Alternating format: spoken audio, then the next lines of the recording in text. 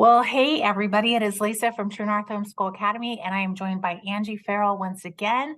And Angie is one of our amazing teachers at True North Homeschool Academy. She teaches Lit and Comp. And of course, I should have had the list right here, Angie. Tell us everything you teach. It's a list. Right. I teach writing, lit and comp, and history mainly. And then I also have a psychology course and I teach career planning in the summer. Yep. And you also do a couple adapted classes for us too. I do. So a wide breadth. And you have a master's degree in education with a concentration in training and development and also e-learning. And that's one of the things we want to talk about today, because obviously we're an online academy. And so we're doing online education all the time. But there's this fine balance, right, in life between everything that tech brings into your life and everything that tech brings into your life. I mean, there's so many positives and negatives. So I wanted to have you on and just get your take on it, because you are, for one, you're a really super techie person in my view, and you have so many resources at your fingertips. And yet you really are coming almost from a classical point of view where you really appreciate and love those classical tools and pedagogy. And so I'd love to hear your story. How do you balance all that, and how do you manage it as a homeschool mom and as an online educator? So that was a lot. Welcome, Angie. Yeah, I think what you said is really key. Where is that balance point, right? I mean, I think for my own children, as I was educating them, I used probably, you said a classical approach, definitely almost a Montessori approach in terms of really trying to get hands-on on just about everything we were doing, right? When you're learning and you're interacting with the materials, it improves memory retention. That engagement is really important. And that's why it can be real challenging with technology, right? Because you're not really engaged the same when you're on a screen as you are when you're flipping through the pages, making notes, touching the math manipulatives, all those things.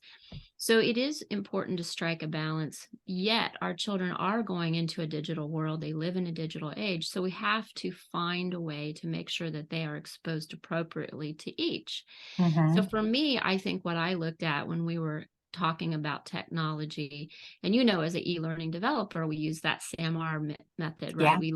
We have a test that says, is this technology actually adding to what we're doing, or are we just using it because it's there and it's technology? And so I have to always ask myself that question as a educator. Am I exposing them to this technology because it's actually useful? We see in the public schools that they got them on computers in kindergarten, but are they really learning skills that are doing anything other than just putting them on the screen? And they're not. They're doing things that could be done pen and paper that would be more useful. We know that learning how to write things out manually does different things to the brain than clicking buttons. Exactly. So that's my thing, is that I feel like we always need to be evaluating, is this actually enhancing their education, or is it just convenient? Oh, yeah, that's so good. For those of the listeners who don't understand or know or have never heard of the SAMR model before, are you up for just taking us through a brief tour of the SAMR model? Let me look at my notes. Okay. So SAMR is a hierarchy of education, of online education, and it stands for substitution, augmentation, modification, and reimagining.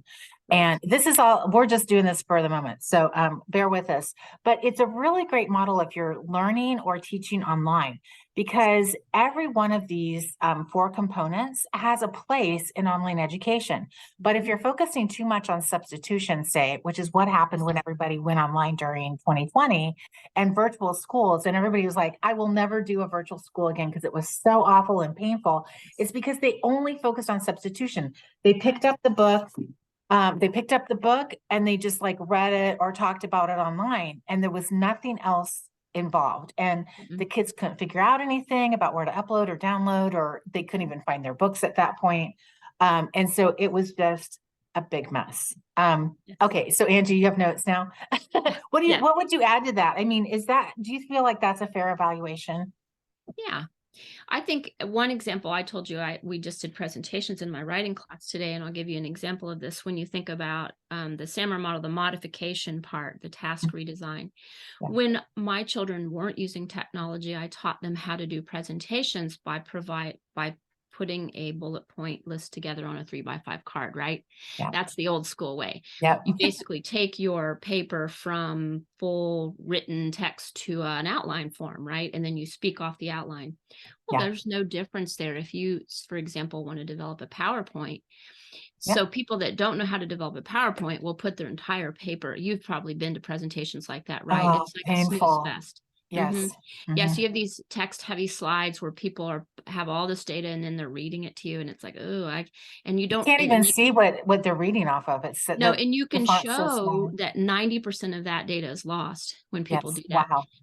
So Okay. I've taught the kids in my class to do bullet pointed PowerPoint. So they're only allowed 6 words per slide. So they're allowed to bullet point just I love like that. that little 3x5 card, right? Yeah. They're allowed I to love bullet it. point their main ideas and then speak off of those. Yeah. And then people are able to hear what they're saying, but they have an anchor point visually. They can look at them. So there's where you're using the technology to reinforce a concept that's very important. And it enhances it because it's also developing a skill they'll need moving forward. Yeah. Because almost everybody in life is eventually going to have to either do a presentation or a PowerPoint.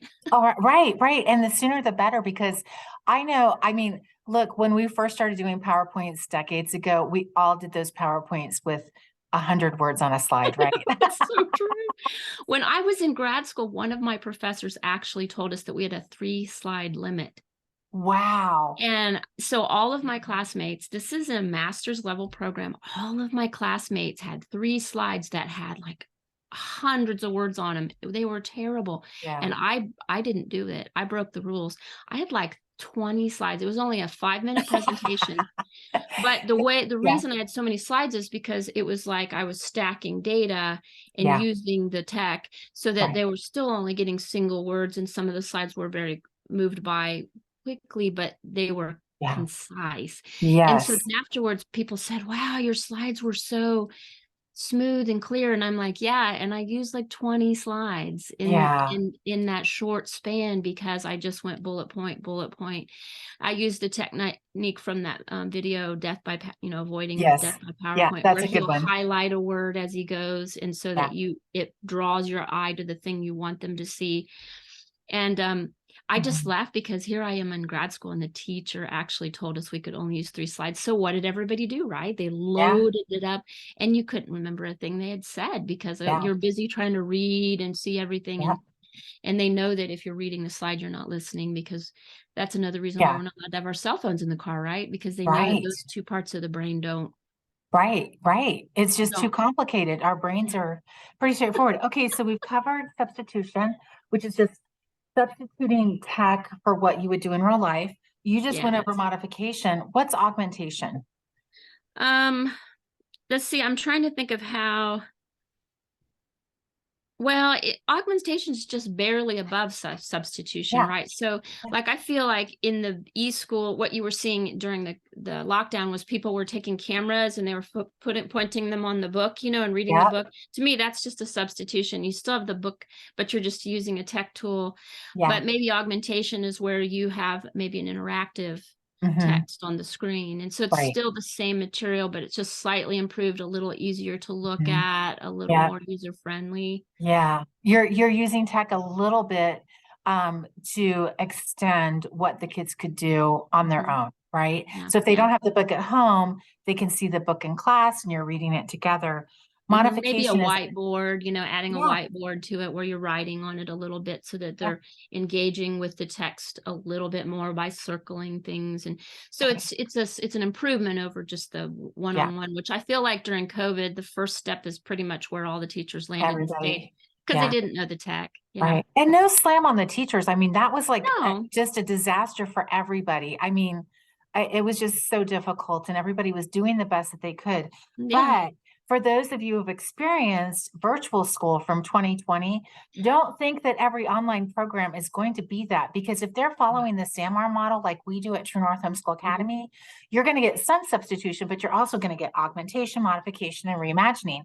And just like we offer a variety of assessments like quizzes, tests, papers, presentations, PowerPoints, projects, that just like changes up the learning environment. And we don't do all of that all the time. but it changes it up so that we keep the kids' brains engaged because, our brains are wired to want new information and to want more and to want engagement. And so if we can change it up a little bit, that's going to engage the kids in a much more Yeah. personal way, and So they'll here's be challenged. that reminded me as you were saying that about reimagination. Some of the things that I know the True North teachers do and I do is one is gamification, like I did the escape room. So Yeah. here we have an opportunity. We could review for all of my lit and comp Oh. classes to review the different lit and comp. We can do online games, right? Yeah. So a lot of us do these escape rooms. They're so Yeah. much fun. They are You so have fun. to open a Well, for puzzle, me. solve the puzzle, come up with the code. You enter the code into the lock to see if it opens the next door. And so it becomes a way to use technology in a way that makes it super fun and engaging, but they're still reviewing the materials, but it's Yeah. very different, very, Yes. very creative. Also, I know some of the lit teachers are using social media lookalikes for assignments. For example, you could write an essay on a character from a book, but you could make it more timely and instead develop a social media page for the character. Yeah. So you're still providing the same kind of insights of what do you want to tell me about that character? What kind of personality are they? What did you learn from the text about them? What kind of things would they say? And then compile that into a social media. We have fake book pages. Yeah. And then show Instagram me accounts. Yeah, and then that shows It's some super critical fun. thinking on the part of the student, right? Because they're trying to get into the head of the character. That's the point of the assignment. But then they're applying it in a way that is very 2022, right? Yeah. Because it's social media and it's, of course, because it's fake, but they don't actually have to get involved in that if they don't want to. But we have kids creating fake Instagram accounts and they're putting, and I love some of the things. I think Anna was sharing something her student did on Instagram where she made a Pride and Prejudice page, and then she had, Mr. Darcy liked this, and just cute super stuff. cute. Yeah. But it allows the student to still work through the same information, but then make it very applicable today and very fun, very engaging. That's definitely a reimagination, I think, when you're using the text that way. And reimagining is using tech in ways to allow you to do things that you couldn't do without it. So one of the very simplest ways we do that is by the virtual breakout rooms that we do in classes. And honestly, the kids love the breakout rooms. So we have kids from all over the world, literally in a room, in a virtual room with other kids from we've got somebody from, say, Scotland in a breakout room with somebody from Arizona, and they're talking about a Jane Austen character. Like that can't happen without tech, right? Just the fact that we're on here together, Angie, and we're like states apart. This is reimagining, like we're doing an interview and we're going to post it on a podcast and YouTube. This couldn't happen without tech. So I'm so grateful because True North wouldn't exist without reimagining education. And we really try to incorporate that into the classes. But I love what you said about just the gamification. And you played Jeopardy today with your kids. I mean, that's a great example of gamification and reimagining education. You're asking them questions about the Iliad, the Aeneid. I mean, these are hard, difficult books, and you're playing Jeopardy. I know. Can you imagine? I was thinking about that. We're playing Jeopardy with like the great works of Homer and Virgil and, Dante. I mean, this is tough that's like stuff. heavy stuff. So let's try to make it fun. And it's really, I'm always looking for a way to use more tech in the classroom and more interaction because I do think it does engage the kids because that is their generation. Yeah. And so we do things live every class. I do breakout rooms every class, and I have them working together, actively grading a paper, editing for mistakes. I mean, I've had them give them a blank block of text and make them format it to MLA. You can only, you think about that on an online situation where you can share a document and then they can all get onto the document, edit the document, make the changes, demonstrate they understand the concepts. That is definitely not something that you can do in any other. I mean, people all over the world at once on one piece of material working together like that. I mean, you can do it in a classroom with pen and paper, but this just brings it into a way that I think is just, I love it. Amazing, really. And I'm actually working on a project outside of classes with somebody from Israel, Kentucky, Iowa, and we're all using the same documents online. That's reimagining, right? And so I know we're kind of getting off into the weeds with SAMR, but it's such an important concept. And I love, you really have a hold of it, Angie. I love that because one of the things, we've known each other for a long time, but you just came to True North with so many. I reached out to you to teach because I knew you were a classical educator and I loved how thoughtful you were. You really like to dig deep into difficult things like Dante. But you just finished this master's degree and you're like so techy and it's like the most winning combination. So, I mean, you are talking about that fine balance between we're exposing our kids to tech. Is it really useful? How do you balance that? I mean, you talked about it in your online classes. Do you feel, what do you want parents to really think about in this really new world of super tech with more coming? AI is going to be a thing more and more. There's so many possibilities for our kids as far as design and all that kind of stuff, and yet still being grounded in truth and the importance of things like how to think deeply and how to think critically and how to read a book and annotate it. Yeah. I mean, that's a loaded question, but I feel like you're really well positioned to answer it. Yeah, I mean, I think, and I have these conversations with the students.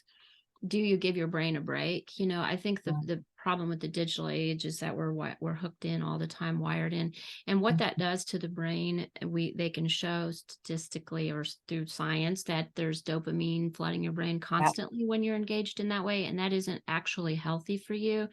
It becomes very addictive. And of course, we hear about things like social media and how that can harm, say, the self-esteem of a young person who's Yeah. not sure about their body image, or maybe all of the likes and what if you don't get likes. And they know that a lot of that's tied into just the developing mind. Yeah. But I think for my students, what I try to tell them is giving themselves time off from that and Mm. giving them white space, giving them time to dream and be creative or even be bored. And what happens right now I think with this generation is that as soon as they feel a little bit bored, they immediately reach for their device.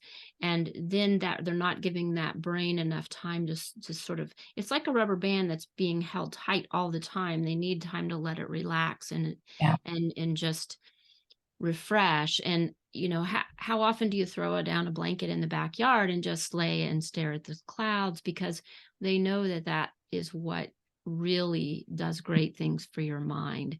And I Yeah. know that seems counterintuitive to a lot of parents, but are we just filling up every moment of every day with cute TikTok videos and all these things? I think those things are designed to manipulate us and to make us think a certain way about life. And we have to be really cautious because it is kind of turning us into zombies. Mhm. And I want my kids to have tech school skills because it's a tech world. Right. But I find that a lot of my students, they come into class and they know how to do all of that, but they don't know how to write a Word document. So Yeah. I think, and then I'll have them doing things in class and they'll say, oh, my computer's locked down because of security. And I'm like, well, you got the wrong things locked down, right? Right. You can't Right. share this, you can't do this presentation because your computer's locked down. But so why are you on Instagram all day? Yeah. Right. So I think that it is really it's a decision. Obviously, it's very personal, but every family really needs to evaluate very carefully. Do my children have the right technical skills? Yeah. And then are we making sure that they get white space, Yeah. time I in the love that. schedule that is Yeah. unplanned, unscheduled? Are we also putting that phone away? Do we do detoxes? You know, Yeah. tech detoxes. Do we sit down? We say, we're just going to put our phones down for the weekend. I Yep. think people go crazy when that potential is thrown in. That worries me because that right there should alert you. If you were to tell your child you can't have your phone safe for 24 hours, I think most young people would have a meltdown. Yeah. One of the things we've done for a long time, based on an experiment that isn't really like overly proven, but we took it seriously. My husband's a psychologist. He's really into brain development and neuro health and all that kind of thing. That's his happy place. We turn off the Wi-Fi every night. And our kids are surrounded by Wi-Fi, and it's really, I mean, again, this isn't like a super highly tech scientific study, but the one we read was enough to make us think, we need to have a break from the Wi-Fi. And we Mhm. also, we have a house with levels, so the bedrooms are upstairs. All devices stay on the main floor at night. because your kids need deep REM sleep. And if they have music playing or TikToks playing, or they wake up at 3 because they've gotten pinging, they're not getting into deep REM sleep, which is regenerative, restorative, rebuild the sleep. And teenagers, particularly, if your kid's moody or whatever, they need sleep, they need good, healthy food and water and green therapy and all those kind of things that Angie's talked about. But really turning off the Wi-Fi and making sure that they don't have devices at night, because they need a good night's sleep. They really do. I love that idea. And we know that the melatonin is suppressed by blue light. So Yeah. I even have, you'll laugh, I'm such a nerd. I even have little bits of black electrical tape over all the lights. Like, if you have a little VCR and it'll have a little Yeah. on button, and it might be, if it's blue, then Yeah. it's shining blue light in your room. So I've gone along and put black electrical tape on every little bleed over light, so that when we turn our lights out at night, it is literally pitch Yeah. black in our room. Yeah. And Because it can if you've show that looked at, that does that. yeah, if you've looked at sleep hygiene at all, which is like actually a thing, you can find sleep therapists. My husband actually does this because he's struggled with it himself.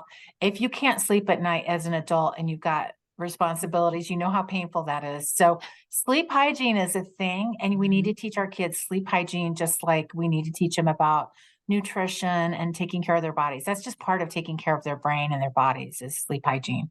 I love that idea. I'm writing that down in the show notes. If you're There's listening to even the podcast. blue blocker glasses. I have a pair Yeah, over I do here. too. I Yeah, keep them if I know I'm going to be on the computer after a certain time, I will go ahead and wear my blue blocker yeah, glasses so that I'm getting a little less. But I try really, really hard to be off by 10 o'clock, yeah, because they say like between 10 and 8 is really your happy place in terms of your brain needing that time. And you yeah, do have to be disciplined. It's not something that can be done easily, and teenagers aren't known for their ability to self-discipline. So here we are. yeah. And it's still, parents, it's really, you have this gift to give your kids. You can be their external discipliner while they are struggling and pushing through, gaining that internalized discipline themselves. That's our job and role as parents. You're not taking their phone.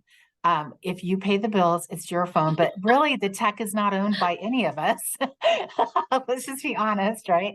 Yeah. But I love what you said. Give your kids plenty of white space. That's a great way to think about it. And teach them the right skills. One of the things we've noticed over the years at True North is that the parents are like, oh, my kids know all this tech, they're digital natives, but they come on not understanding basic, like, Word documents. None of them have probably ever heard of an Excel spreadsheet. They might not know how to upload and download. So they understand the app that they use, or that, the ones that they're playing on. They don't really understand an overall broad sense of technology as tools. And that's a really important skill in high school to learn. Like, And it goes right even along with typing, right? yeah, and I think even just basic tech etiquette, even I one of the first things that we all did, several of the True North teachers this year, I know, was prompted by one teacher who set it up as an assignment, and I decided to do it too, was to send an email. Send me a message at the beginning of the year. I want to see that you understand how to put a subject line, how to put a salutation. I was getting messages, and when you have hundreds of students, Yeah. some of your teachers, Yeah. and you have a student that says, hey, what's due on Friday? What? Who are you? So I want to say, all right, subject line, name of Yes. class you're in. Yeah. Hello, Mrs. Farrell. That would be a Mhm. salutation that's appropriate for an older person. Yes, I'm old school, but I think you should be respectful as you address people by their name. And then you say, this is my question. And then you sign your name at the end. Yeah. And that's a small thing, but it begins to build a habit, right? And that's a Right. good thing of how to interact with others. And some students are intimidated by that, and they're not comfortable messaging their teacher. They feel intimidated. So by inviting that and saying, oh no, message me if you have a Yeah. question, a concern. We talked about this morning in the teacher's page about sometimes the tech will flip around or do something wrong. And I had a student yesterday, I was grading, clicking all the buttons, and something didn't save. And when it got to the end, her paper, I'd given her a 50 out of 100. It just didn't save the one button that I pushed because I was using the grading rubric, and I missed it because I was doing Yeah. tons of grading. And so I'm very good with the student reaching out to me and saying, Yeah. Mrs. Farrell, is there a problem with my grade? I Mhm. noticed I only received a 50. And then I can say, oh, that's great. Thank Yeah. you for pointing that out to me. I'm so glad you're on top of things. So they're learning the positivity of communicating. They're learning how to advocate for themselves. Yes. That's a healthy use of the technology. Right. Versus just ignoring it and I'm not sure, and then all Mhm. that. And I would have caught it eventually, but Yeah. I think that just learning how to send an email, learning how to engage, write a Word document, learning how to even, I really wish more students would take classes on how to build a spreadsheet, for example. Mhm. Yeah. Because I can't think of a job that doesn't require something like that at some point. I And know. I it isn't know. just about jobs either. I hate to make Yeah. everything about a vocational thing because I feel like that is the flaw of public education right now, is that it's a vocational Yeah. pipeline. And we forget that education is about building a whole Right. person.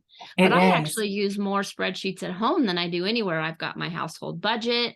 Yep. I track my business accounts. So I couldn't do any of that if I didn't know how to use, When those. we had our house fire, we had to inventory everything if we wanted insurance reimbursement. And so we had to list the name of the item, when we purchased it, how much it cost, the depreciation. I mean, it was like 10 items across. And we homeschooled forever in a household of 7 people. We had a lot of sheets to go through, but our insurance reimbursement made it worth it. It was a Mhm. lot of money we wouldn't have gotten if we hadn't known how to categorize and keep track of things and do Google searches and all those really practical things that seem very mundane, but it can add, it can add up to a significant amount of money that if you don't know how to do it, you lose out. So these are really practical things. I love that. So I want to go back to the self-advocating because we were having this conversation in the teachers page. A student had reached out to a teacher by email and then didn't hear back. And at the end of the semester was like, well, you didn't answer me back, so I didn't have to do that. However, that student was in class with the teacher every week, and the teacher asks every week, do you have any questions? And so this is a great time for the teacher to go back and say, okay, student, it's time for you to advocate for yourself as a student. The tech doesn't always work. So you need to come to me and say, hey, did you get this question? Because I haven't heard back from you. And so, and that ability to circle back around and not always rely on the text or the tech, because I know, my husband and I, we call each other every day, like, how's it going? This is, just to schedule and all that kind of stuff. And my phone hasn't been ringing. So I haven't been getting his phone calls the last couple of days. Mm. And I'm like, why aren't you calling me? And his response is, I am calling you, but there's a tech problem, right? And so that happens all the time. We have to teach our kids self-advocacy and Mhm. circling back around. Such important life skills, right? Well, and don't you think too that because we've made conversations so impersonal and so convenient, I can just send a text to somebody, yeah, that for young people, maybe they're even not as strong with their verbal they're not as comfortable asking. right, When I'm in class and ask questions, people just sit there stony silence. I'll always remind them, if you may be thinking of a question and you don't want to ask because you're feeling shy, but that probably means that your classmates have that same question. right, So answering that question is helpful because then everybody is benefiting from it. right, So don't think of it like you're putting yourself on the spot or whatever. right, But I do exactly. think that they do struggle with things like that because we Mhm. have made it so convenient to do everything anonymously or sort of Yeah, impersonally, yeah, that now I've lost the ability to feel comfortable just saying, I don't get it. yeah, right, right. Well, there's always been that stigma. Like, I think a lot of education is you should hear it once and just know. And you and I both know. Like, No. I just know in my own learning, like I'm really comfortable at this time just asking the dumb or awkward question, because if I don't, Yeah. I'm not going to learn and I'm not going to get over the hump of the learning curve. So might as Yes. well just look like I don't know because I don't, and get to where I do know. But I think that's a skill for our kids to learn too, is that it's if you're gonna learn, you're gonna fail and you're gonna look awkward and you might even look dumb. And that's really okay. That's not a big deal.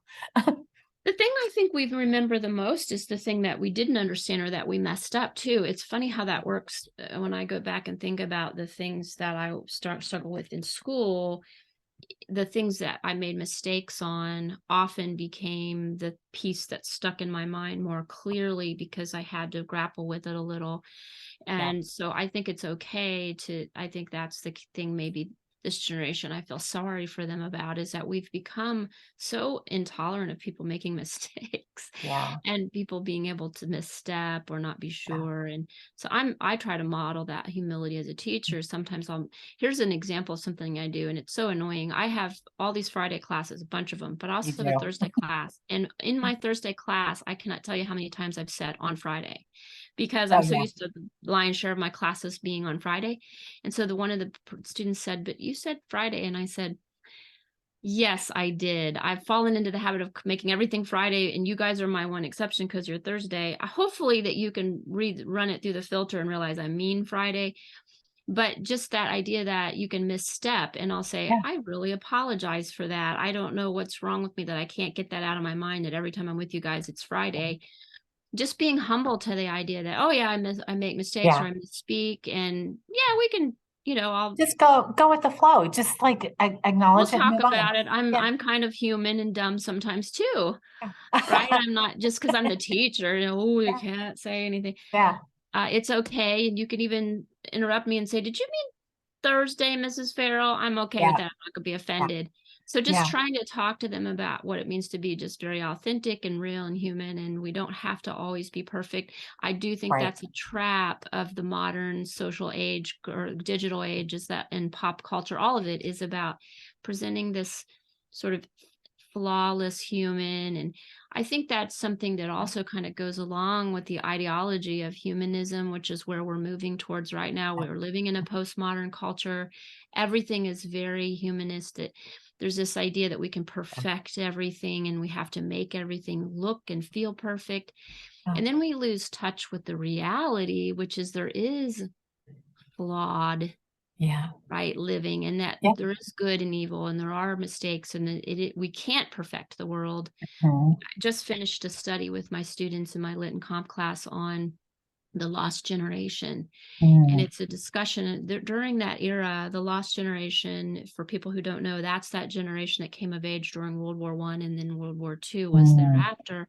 And they produced some of the best writers in all of history, and Steinbeck, Hemingway, Right. Faulkner, T.S. Eliot, all of them, but also C.S. Lewis, J.R.R. Tolkien. Yeah. And contrasting, how is it that all of these people with the same sort of struggled Mm. experience, some produced this very healthy worldview that understood evil and good and all that in its place, and then this other group were so idealistic, they expected perfection. They felt they could perfect the Yeah. human experience, and most of them died miserably because Right. that didn't work. Yeah. Because Suicide it and never alcoholism. does. Yeah, and so they Yeah. didn't have a right worldview that they could sort all Mm. of this brokenness out. Right. And then as a result, they developed this idea that if bad things exist, then God can't. Yeah. And how that flawed sort of Mm. false dichotomy impacted them. So, I mean, talk about digging into some deep stuff, Yeah. but this idea, that the way we perceive the world and what's happening right now is being perpetuated by all of this media and it's Yeah. pushing this idea that everything can be perfect. Yeah. Right. That utopia Instead is of the possible. Yes, instead of the idea that it'll never be perfect, this is a Mhm. broken world, we are flawed, and how can we do our piece to make whatever we can make beautiful, beautiful, right? I love Whatever it. way that is. Yeah. And I just love the conversations we have in class about that, because I think the kids are connecting with that pressure to build this sort of perfect utopia that's not going to happen, and how depressing that can be, right? Well, and there's this. Versus the humility of knowing that, life is not Yeah. going to be that, but we're called to be joyful anyway. Yeah, I love that. As you're talking, I was just thinking this pressure to build utopia, and yet dystopia and the dystopian literature and genre has just burgeoned. I mean, we And do that's just, why yeah, I because really there's believe no that's way. You Yeah. can't get here, so all you have is that. And we Mhm. do teach Being Lit and Comp at True North. Mhm. One of the things Anna Nab and I have talked about a lot is what is the point of this class? Because we're coming from a Judeo-Christian point of view, and her main point with it is identity and culture. And I love that because our kids really need to be talking about and thinking about their identity in this culture. And the fact that it's not all going to be utopia till we get to the other side, but we're not living in hell yet either. And so Mhm. where are we right now, like grounded on this earth, and what do we have to offer it, and what does the Lord have to offer us while we're here? And so I think that's really, these kind of conversations can really get there. And I love the fact that, I mean, you've talked about all these great authors and everything in the context of tech, which is really, we live in a very unique time. Our kids are really stepping into a world that is unprecedented, is so overused, but really truly with the tech it is. And yet the things like good conversations and faith and apologetics and truth with the capital T, these are important conversations to really help them move forward in tech and live really successfully with all the tech. Yeah. So there's Don't that. throw out the good things just because we're moving towards new things, right? You know, Yeah. we have a foot in both worlds and we can still do that. And that's what I'm trying to show them in these classes. It's like, there are a lot of good ideas here. Don't throw them away because there's some new ideas. We can Yeah. find a way to find the truth throughout. And I don't Mhm. know. I feel like the biggest thing that is a lie that's being sold through all this media and digital age Yeah. is this idea that the purpose of life is to find more leisure time. Mm, And of course, we know that this is one of the most unhappy eras we've had when we look at right. surveys and people, there's more misery and there's more deaths of despair. Yeah. And it's because they've been sold the lie that the ultimate goal is money Yeah. and free time, vacations, Yeah. luxury. And Mhm. instead of what happens when people go through hard times, they Yeah. know that the real purpose in life is having, well, purpose. The real Yeah. Right. goal should be have some meaning and Right. something really tangible that we Yeah. can measure our lives by. My kids just got through in my other lit class doing reading Walden, which they felt was extremely difficult and Mm. futile. Uh-huh. You know, Yeah. he has a whole chapter, The March of the Ants, right? Where it's a whole chapter of him devoted to watching ants. So I get it. Like sometimes it's a little intense and Yeah. but at the same time, they remember that quote that men lead lives of quiet Yeah. desperation, and they know what that means, Yeah. you know. Right. Yeah. Well, and there's honestly like good work is such a gift, right? Like Yes. having work that's meaningful is one of the greatest gifts. And that's one of the things I love about your classes is you're teaching kids how to think well and write well and read well and consider history well. You're teaching them that gift of work and intellectual work. And wow, what a gift. What a true gift. Doing hard things, it Yeah. makes life rich and deep and meaningful. Yeah. And don't buy into the lie that life is about ease.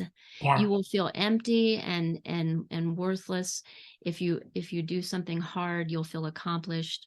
And I hope that they're getting that message. And it isn't the message that they hear just anywhere. So it Yeah. does challenge them to think about things differently. And I don't know if initially they were happy to hear that from me because I was like, no, not letting you off the hook on that. Doing hard things is Yes. what makes us who we are. And they'll be like, oh no. But you know, I do think now I hear them saying that to me in class. Well, Mrs. Farrell said that hard things, and I'm like, Yay. That's awesome. I love it. yeah, it's But they're wonderful. they've Kids are realized that lovely. they can do hard things. Yes, I mean, that's one of the greatest gifts we can give them, right? Is I that you can agree. do hard things. Because if you do Yes. one hard thing, you can transfer that to the next hard thing. It doesn't Yeah. have to be the exact same, but you can do a hard thing. Don't you think that's the message of this age as Christians? I think that I know we're getting ready to wrap up soon, but I think if there's one message that I want young people to hear today is that, you know, life is very hard and challenging, and you see these people suffering, and you see kids, suicide and all these Yeah. self-harm, all these things. And what I want to tell those kids is you have what you need to get through that. You can do Right. it. You are can. stronger than you realize you are. Yeah. And don't let the world tell you that you're not, and that you're a victim, or that you're weak, because you are made in the image of God, and you have an amazing pool of abilities and resources inside of you that you've only begun to tap into. And with the right people around you, they will help you find those strengths, and you will do amazing things. Don't let the world tell you the lie. Yeah. I love that so much. That's a great place to end, Angie. It is true. We need to just remind our kids. Yeah. And this is what I'm hearing from some of my young adults right now is, I don't know if I can do that. And I'm like, when you get there, you will know. Mhm. You don't have to anticipate in fear, because you're learning what you need to know now to Yeah. get to that point. Yeah. So I love that so much. Angie, it's always delightful to have you on. Thank you so much. And I Yeah. will Thank put in the you. show notes, and we'll list all the classes that Angie teaches, because she'll be back next year to teach more Of course. classes. So I'm so grateful. Yes. Thank Thanks, you. Angie. Okay, we'll talk to you guys soon. Bye, everybody.